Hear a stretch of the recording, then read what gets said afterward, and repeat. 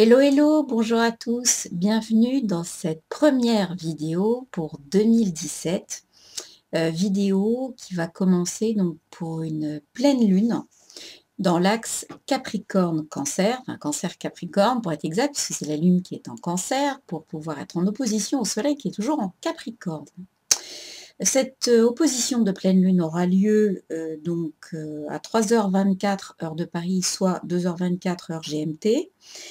Et elle aura lieu à 11 degrés, je crois 37 minutes, un truc comme ça, de cet axe Cancer-Capricorne. Donc évidemment, elle sera donc plus facilement ressentie par les fins de premier décan, début deuxième décan des signes cardinaux. Signes cardinaux Cancer, Capricorne, Balance, Bélier.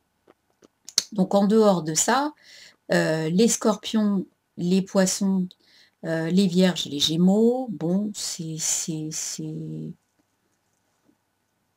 ou les taureaux, je veux dire, c'est moyen, d'accord? C'est moyen et ça peut leur donner aussi des opportunités de concrétisation énorme puisque Saturne, je viens de rentrer en Capricorne, il est rentré le jour du solstice, et il a la possibilité donc de nous amener d'un côté à prendre nos responsabilités, mais également de l'autre côté à concrétiser, à donner des aspects de concrétisation forts à nos projets divers. Donc du coup, effectivement, il y a un passage, je dirais, d'audit de l'émotionnel qui doit être pris en compte puisque cet axe de la pleine lune normalisée, lui, il amène chaque pleine lune, Cancer, Capricorne, va amener, je dirais, à auditer un petit peu l'émotionnel, à nous ramener à la raison au niveau émotionnel, à rationaliser, à pouvoir, je dirais, refroidir ce qui est parti en vrille, mais également la lune qui fait focus est là aussi pour amener vraiment un peu de vie dans ce qui est froid.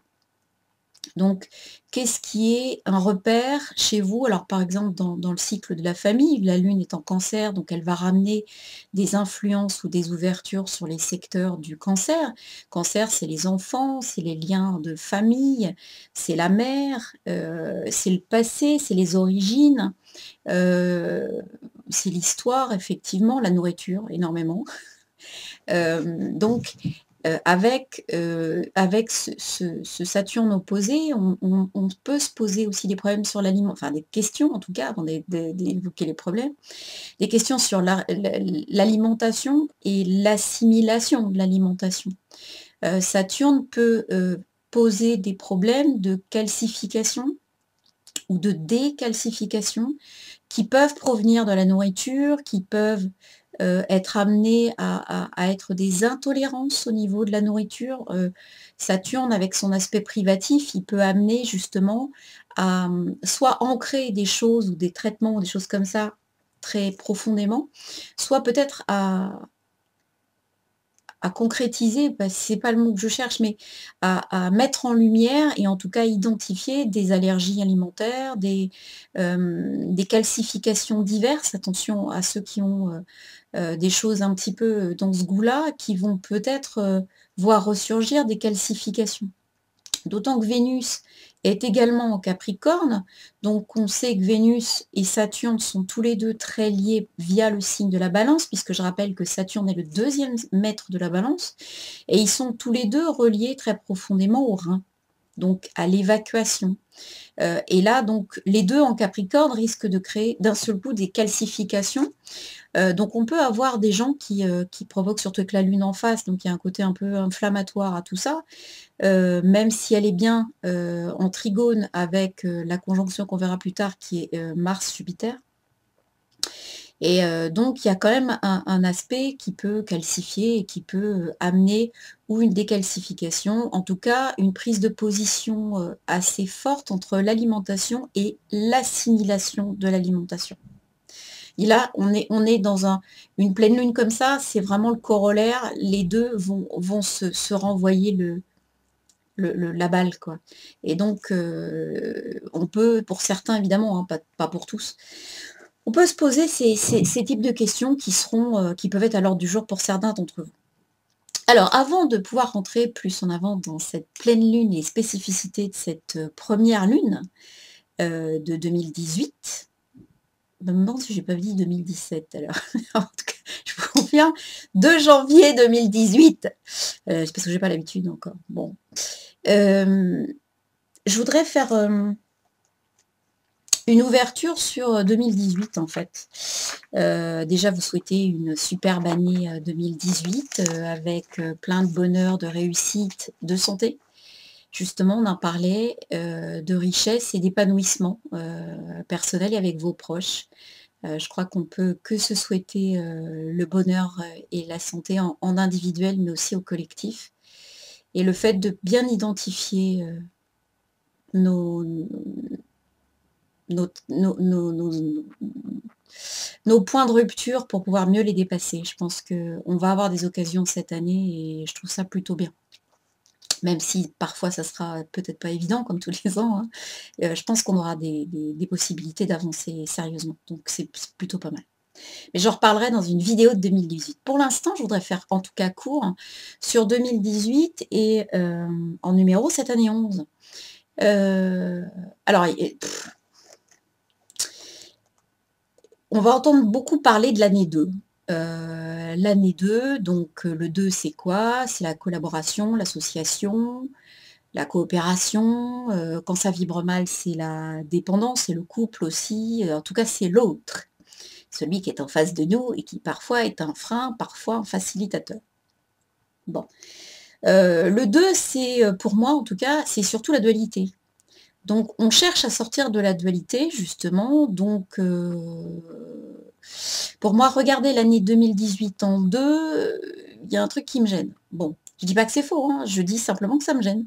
Et donc je préfère à la voir pour ce qu'elle est, c'est-à-dire en 11. Et le 11 en numéro n'est pas réductible, c'est-à-dire qu'on ne fait pas de 2 avec du 11. C'est pas pareil du tout. Le 11, lui, c'est un maître nombre, c'est le premier des maîtres nombres, et c'est un nombre de projets, et de projets ambitieux. C'est un nombre qui nous amène vers un idéal, qui nous amène vers beaucoup de découvertes, beaucoup d'intuition, beaucoup de construction sur des choses, je dirais, collectives. On est sur un projet qui doit être ouais, qui doit être collectif, en tout cas qui doit fédérer pas mal de gens. Et c'est en ça que je trouve que le 11 est plus adapté. C'est-à-dire que le projet ambitieux de l'année 11 de Gaïa, bah, c'est son ascension, c'est l'ascension de Gaïa. Bon, alors maintenant qu'on a dit ça, il va falloir nous associer, puisqu'on vibre en 2 ou en 11, à ça. Donc c'est là qu'il ne va pas falloir faire du 1 contre 1. D'accord? Le 11, ça peut aussi tourner comme ça. Et donc, quand on fait du 1 contre 1, on a quoi? On a des conflits, on a des excès, on a des impossibilités de se remettre en cause. C'est égaux contre égaux, quoi. Ça fait 11. Alors, quand ça vibre bien, on est sur quelque chose qui canalise bien hein, l'énergie, qui descend bien, beaucoup d'intuition, beaucoup d'idéal, beaucoup de... c'est la force, hein.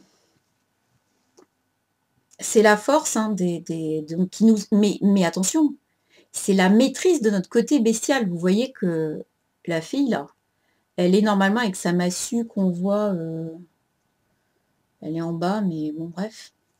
Elle maîtrise le lion sans avoir à se battre. Pourquoi? Bah, parce que c'est de l'intérieur qu'elle va tuer son... Enfin, tuer. En tout cas, maîtriser son côté bestial. Ça rappelle, donc on voit au-dessus, il y a cette cape rouge qui indique donc les instincts. Et puis on voit qu'elle a beaucoup plus de bleu, donc de spirituel et de canalisation, etc. Et elle va maîtriser donc ce lion par l'équilibre de ses pulsions. Donc, bon, c'est une imagerie qui est évidemment reprise aux 12 travaux d'Hercule. Hein. On voit le lion de Némée et Hercule qui va tuer avec sa massue le lion de Némée. Dans beaucoup de tarots, on voit ce 11 qui est figuré donc avec le lion et avec la massue. Donc on a cette imagerie donc, de la bête qui est dominée par un côté plus spirituel en tout cas. Le lion, il ne faut pas oublier que le lion, il est important pour nous en ce moment. C'est le signe dans lequel transite notre nœud nord collectif. Donc ça veut dire quelque part que cette force, elle va vers une maîtrise collective de la bestialité de l'humanité. Bon, c'est là où j'ai un doute, mais, mais en tout cas, c'est ce qu'on est en train d'essayer d'aller pêcher. C'est pour ça que peut-être que le projet est assez ambitieux, hein. Donc, on est sur la création de projet. Qu'est-ce qu'on peut dire? On peut dire que finalement, quelque part, on a la possibilité d'avoir, je dirais, un nouvel équilibre. Voilà, c'est ça que ça veut dire. C'est que on est en train de pouvoir récupérer un nouvel équilibre qui passe par la maîtrise intérieure de l'individuel, puis du collectif. Donc, c'est bien sûr, hein. Alors, quand on parle du 2, si on vibre en 2, c'est plus du tout la force qui va être utilisée, c'est la papesse. Alors, j'ai rien contre la papesse ni la grande prêtresse, hein, au contraire. Mais, soyons clairs, c'est un arcane qui est muet, donc qui ne parle pas, et qui apprend, qui est dans la formation, qui est dans l'apprentissage, qui est dans la gestation de projet.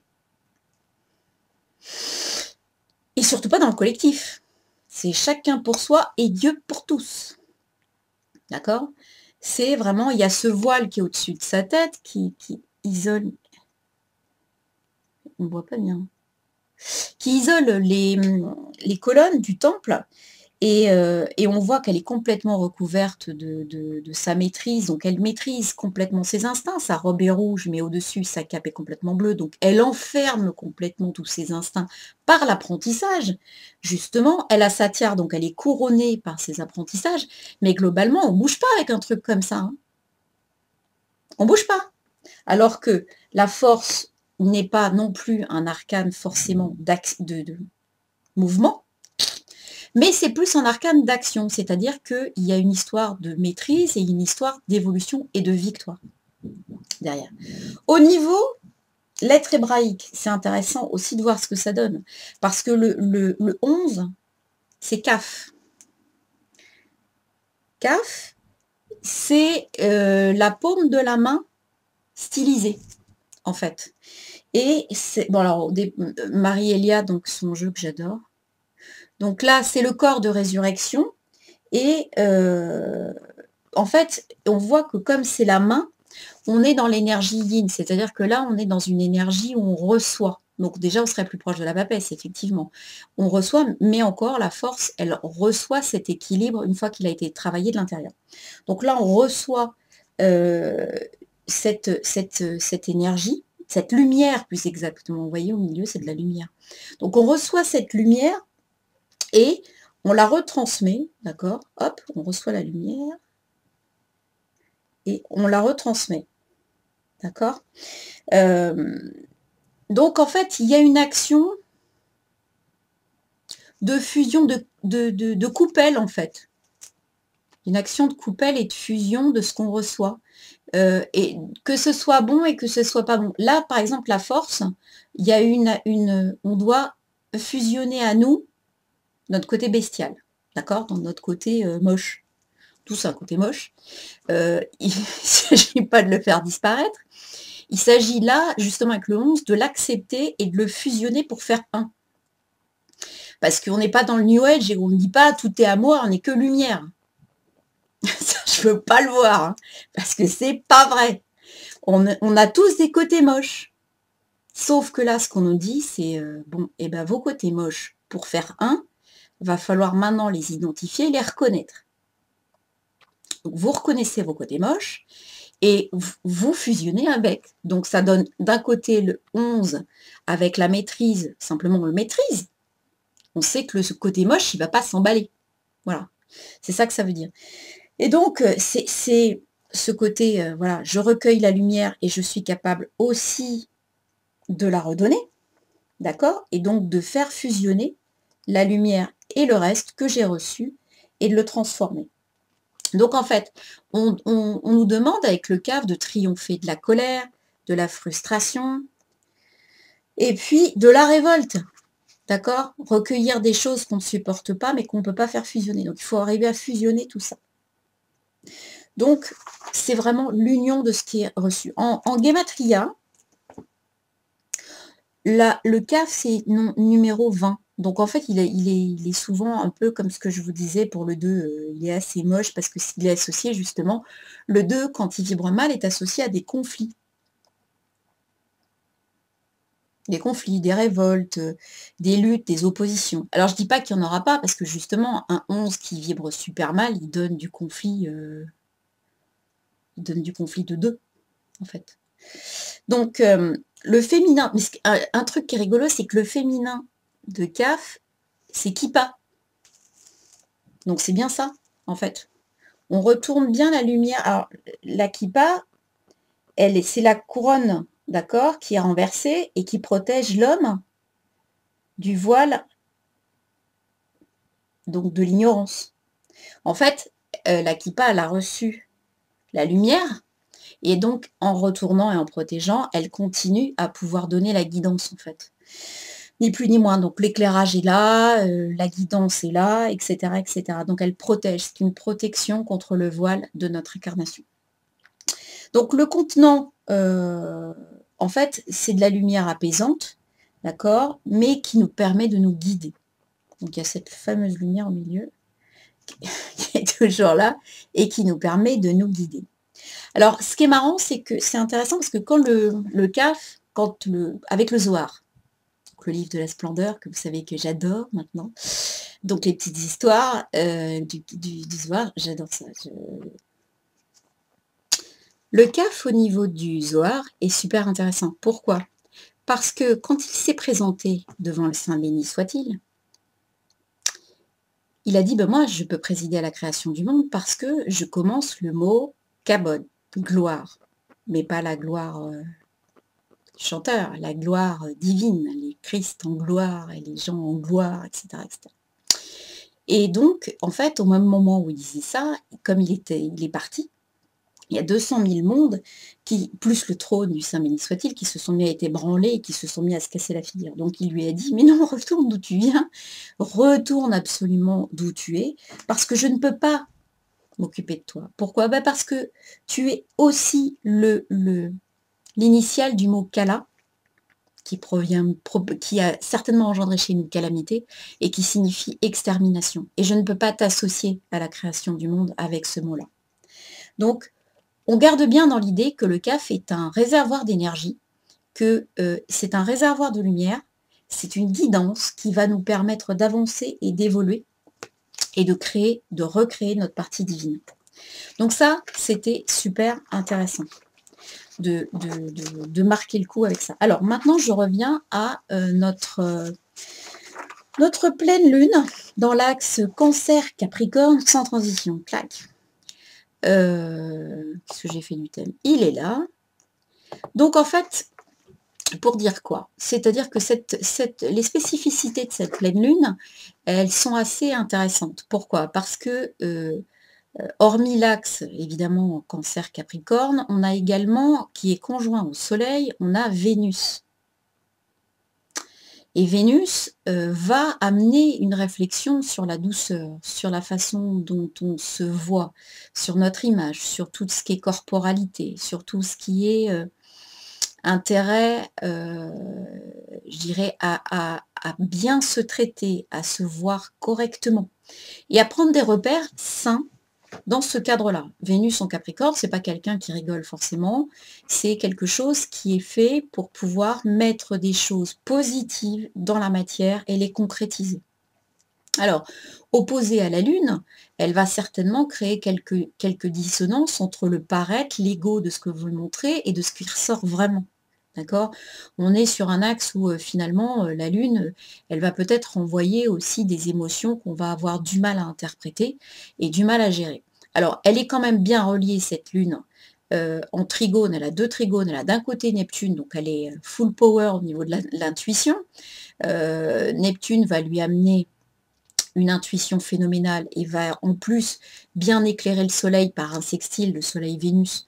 Donc on se retrouve à avoir quelque chose qui est plutôt tout à fait bénéfique au niveau de l'idéal, au niveau des rêves, au niveau de justement de cette image qu'on veut développer de soi ou de ce qu'on veut arriver à développer. On a un soutien fort de Neptune qui va nous permettre d'aller au-delà peut-être de simplement ce que nous mettrait en place un Saturne et la réalité. On est vraiment sur quelque chose de différent. Saturne en Capricorne, ça va être les murs de sa cellule, hein. Un Neptune qui éclaire tout ça, ben, on va voir au-delà des murs. Ça, c'est forcé.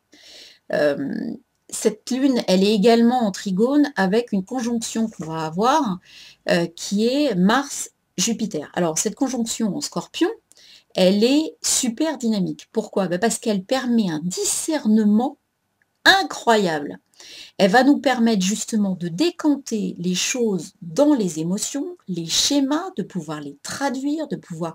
Alors particulièrement les schémas qui vont être liés au signe du Capricorne, du Cancer, du Scorpion et du Taureau, d'accord, qui est en face.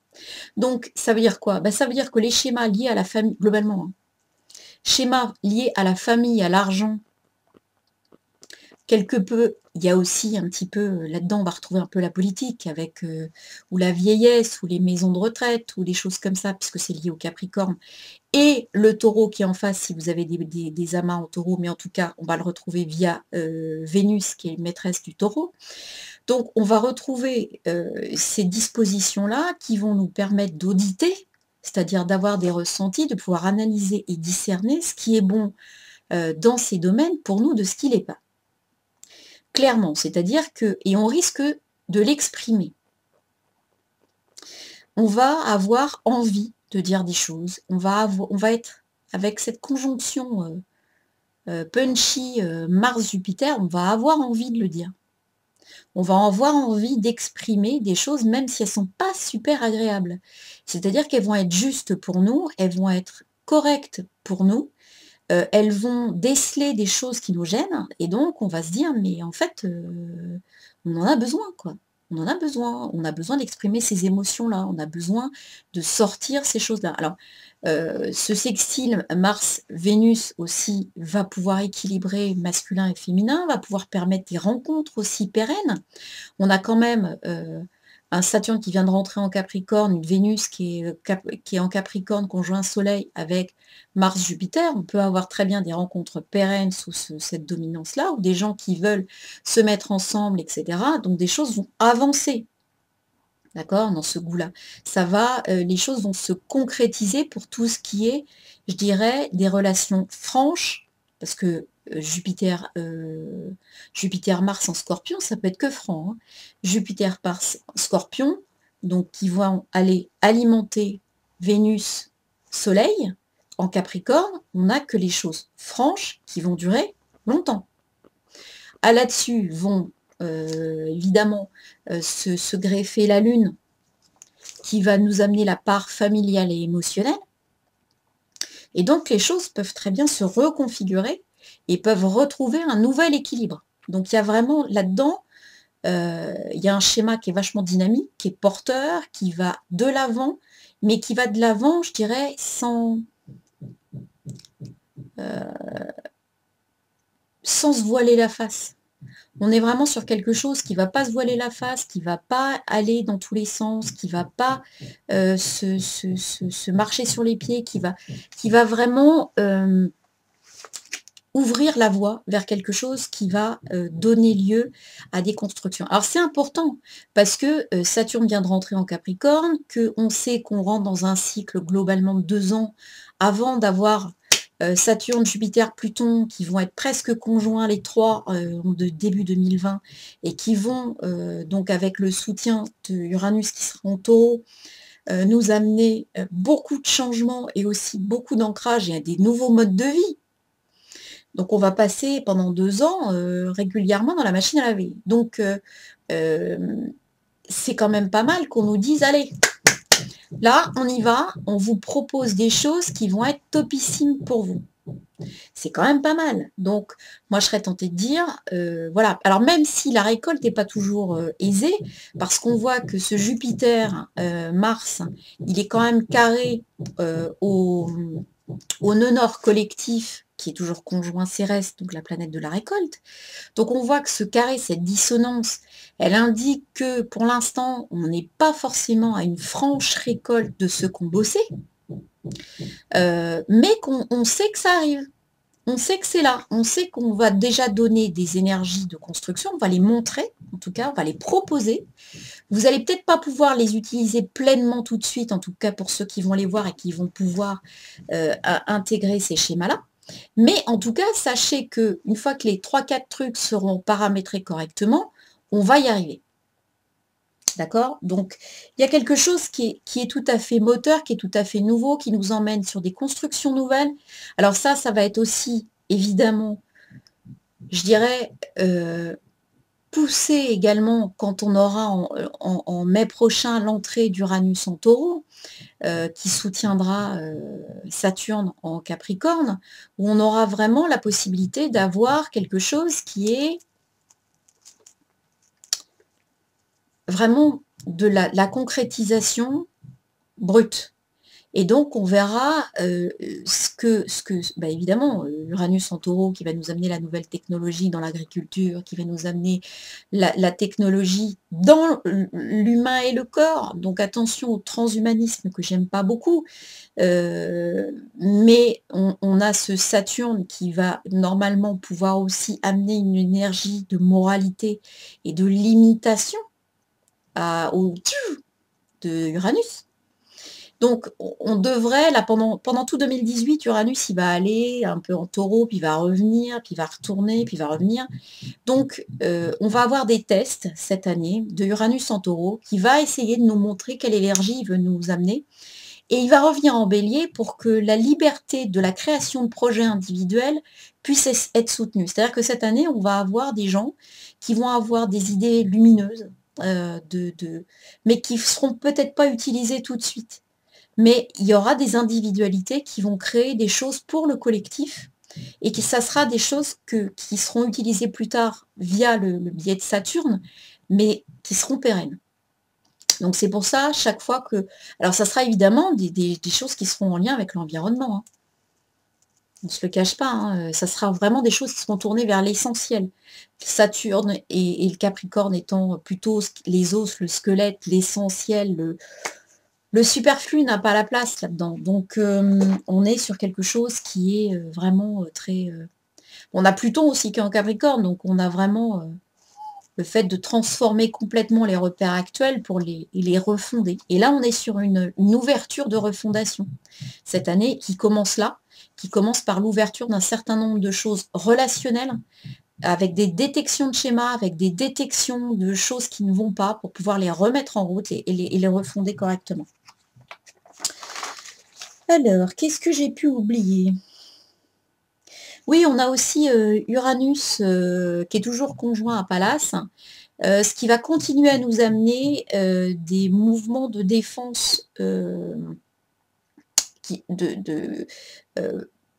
féminins et qui vont se politiser en fait, et qui vont parvenir à s'ancrer quelque part, et cette liberté qu'on va voir dans la parole des femmes et puis dans l'action féminine, notamment avec Jupiter-Mars, hein, on va tomber sur de l'action féminine pilotée évidemment par cet Uranus en bélier, ça va encore prendre de l'ampleur, ça va encore grandir, mais ça va s'ancrer avec ce trigone de Saturne en Capricorne qui va commencer à faire entonnoir et à pouvoir vraiment mettre les points essentiels dans la matière.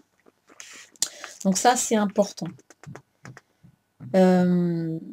Oui, il y a aussi la lune noire qui est toujours en Capricorne, donc qui nous fait ressortir des peurs encore sur nos repères, sur nos manques de sécurité, sur, je dirais, ouais, sur nos solidités. On a l'impression que nos axes qui étaient solides ne le sont plus, en fait. Donc ça participe encore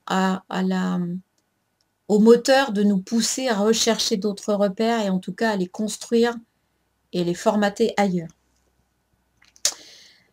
Donc, pour la France, cette pleine lune, elle a lieu avec un ascendant donc Scorpion à 6 degrés 15 minutes. Ce qui fait que cette pleine lune, elle a lieu en maison 3. Donc, la maison 3, ce qu'on peut dire, c'est qu'on va beaucoup voir de choses écrites sur ces sujets-là. On va commencer à avoir des choses au niveau du social, au niveau de la politique sociale. Il va y avoir beaucoup, beaucoup, beaucoup, beaucoup d'écriture là-dessus et sur la misère. Je pense que Saturne en Capricorne, là, qui figure en 2, on va avoir vraiment une notion assez poussée ce mois-ci, peut-être, de ce que sont les démunis, de ceux qui ont du mal à pouvoir traverser les périodes de froid, traverser les périodes... Voilà, il y a quelque chose au niveau du social qui va se jouer là et qui a envie de poser des questions, qui a envie de poser des questions dans le quotidien. Le Uranus Pallas, il est en 6 aussi, donc dans le quotidien, on a envie de dynamiter un certain nombre de choses. On a envie de faire des actions, on a envie de pouvoir montrer qu'on existe et récolter ce qui est à nous. Voilà, donc tout ça, il y a Mercure en Sagittaire, toujours en 2, donc peut y avoir des inflations au niveau de la communication, hein. Des mots, enfin, voilà, des choses qui peuvent être beaucoup plus, qu'on peut écrire, etc. En 2, on va réfléchir sur nos possessions, sur la façon dont on partage aussi nos dons, etc., etc. Et on va devoir peut-être commencer à intégrer de nouveaux paramètres concernant les autres, tout simplement. Voilà. Il y a une nouvelle façon peut-être de voir ou de poser les choses au niveau politique-social qui va commencer à émerger maintenant. Alors, la Guadeloupe et la Martinique. Alors, elle aura lieu, comme celle-là, chez nous, elle a lieu assez tôt, le 2, donc elle aura lieu le 1er janvier, 22h24 heure locale.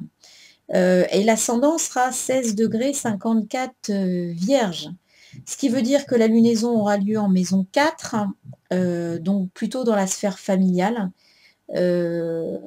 Donc, et les origines, tout ce qui est passé, histoire, tout ça, ça sera à travailler.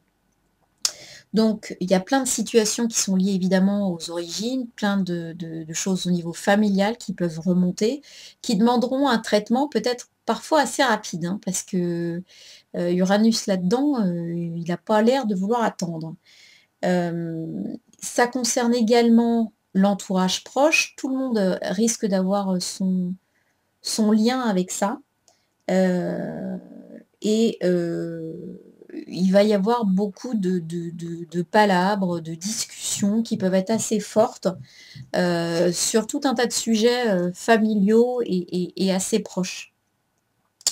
Alors on a une transformation évidemment des relations aussi qui peut ensuite se faire. Et donc il faudra bien voir à ne pas faire complètement exploser les choses, mais à les transformer peut-être de façon un peu correcte, on va dire, pour que ça ne parte pas trop loin. Parce que Uranus est quand même en maison 8 chez vous et on peut avoir des colères qui s'avèrent être particulièrement fortes et irréversibles. Voilà. La réunion, elle aura lieu le 2 janvier à 6h24. L'ascendant sera 20 degrés 18 du Capricorne. Donc la pleine lune, elle a lieu en maison 12, l'axe 6-12. Donc là, on est sur une libération de choses cachées. Probablement pas mal de choses encore liées au territoire et aux politiques, puis au collectif. Il y a des trucs collectifs chez vous qui vont devoir se régler rapidement parce que je pense que l'énergie collective a besoin d'être réunifiée. C'est le cas de le dire. On peut avoir Aussi une sorte d'interrogation et de questionnement sur l'environnement chez vous, sur la responsabilité par rapport à cet environnement, des révélations aussi sur les origines, sur quelque chose de lointain. Bon, la position des femmes aussi, il y a quelque chose à remettre en route et il y a, forcément une transformation des acquis. Il y a un truc qui est pas juste et donc il y a quelque chose à remettre au niveau des possessions. Voilà.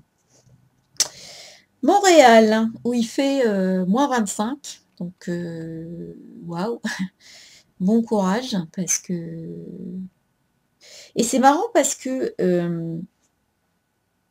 donc la pleine lune aura lieu le 1er janvier à 21h24. L'ascendant sera 10,28 °, Vierge, ce qui annonce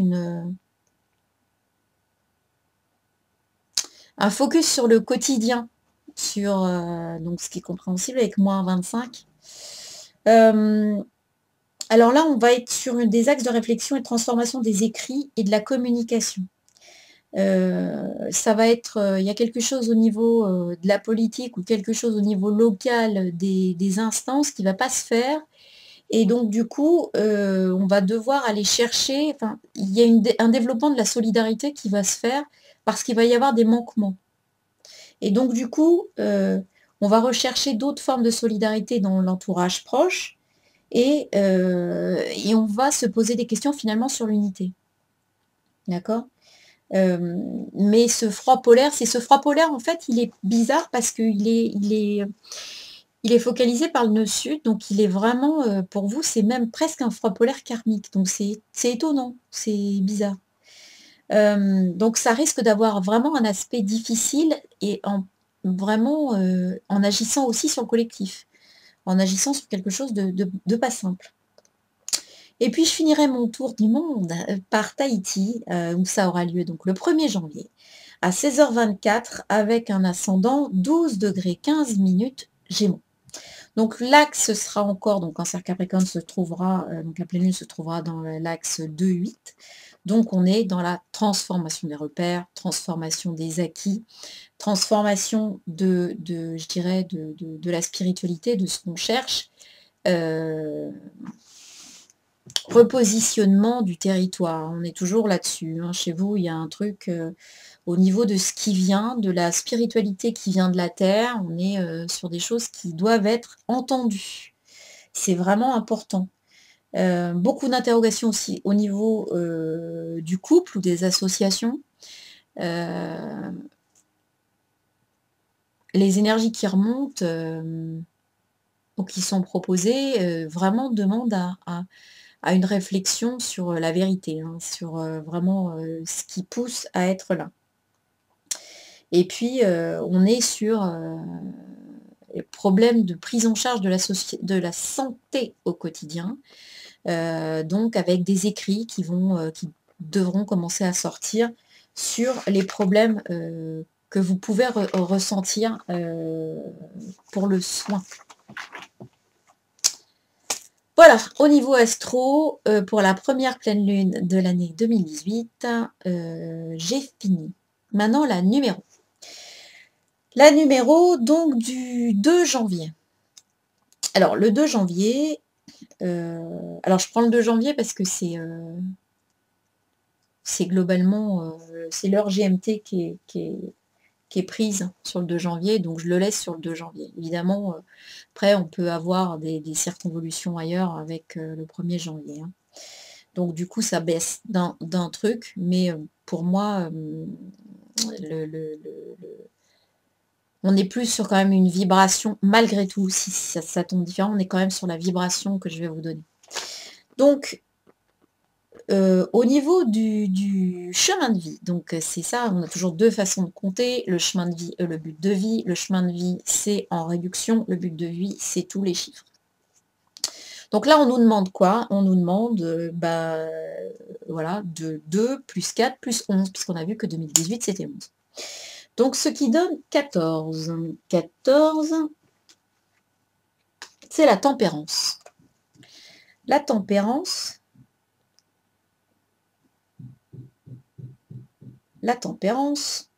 c'est, je dirais, un nouveau palier.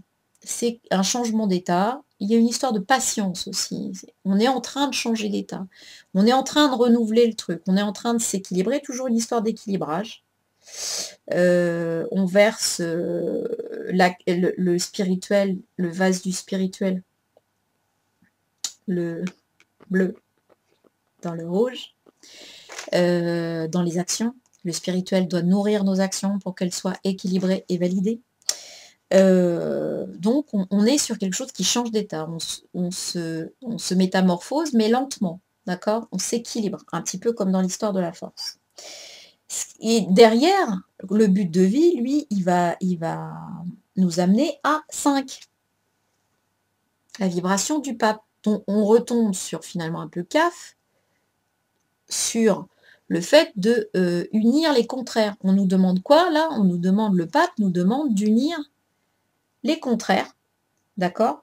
De pouvoir avoir une réconciliation des diverses choses qui nous habitent, avec une foi inébranlable.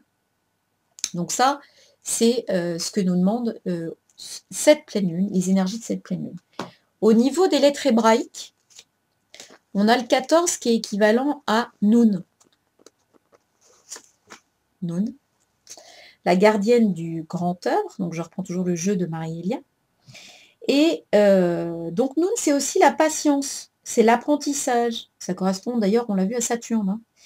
Nun, ça indique qu'on est sur un changement d'état, sur un palier, sur il y a des grands changements, des basculements des fois. Elle est associée au poisson, Nun. Donc c'est l'abondance, c'est une forme un peu christique de multiplicité des choses. D'accord? Donc, elle, dans le Zohar, toujours, le livre de la splendeur, quand elle est venue devant le Saint béni soit-il, elle a dit, moi, dans son argumentaire, elle a dit, je suis l'initiale des mots Nora, crainte, et Nava, beauté. Mais le Saint béni soit-il, qu'est-ce qu'il a dit? Il a dit, je pense que tu vas retourner à ta place, parce que tu es aussi l'initiale du mot Nafol, c'est-à-dire chanceler, tomber. Et dans ces initiales, Dieu est obligé de soutenir ces mots. D'accord? Et tu es également l'initiale du mot Naphélim, qui signifie les faibles et qui est relié aux enfants. Donc il dit, mais en fait, tu dois absolument montrer l'existence de la faiblesse. Tu dois illustrer le devoir qu'on doit aux faibles. Tu dois montrer que ceux qui sont faibles pour le moment ne seront peut-être pas faibles toujours, comme les enfants. Car nous ne pouvons pas être forts si nous n'avons pas accepté nos faiblesses.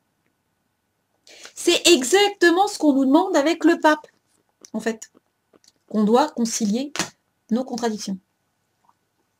Donc voilà, Noun, c'est ce qu'elle dit. Et, qu'est-ce que j'ai fait de l'autre? La réduction du but de vie, c'est 5, c'est le souffle divin, c'est « et ». Alors le souffle divin, lui, c'est la fenêtre de l'âme. Hein. Donc lui, il nous demande la même chose. Alors lui, il y a plus la notion du féminin aussi, mais il nous parle de réunification.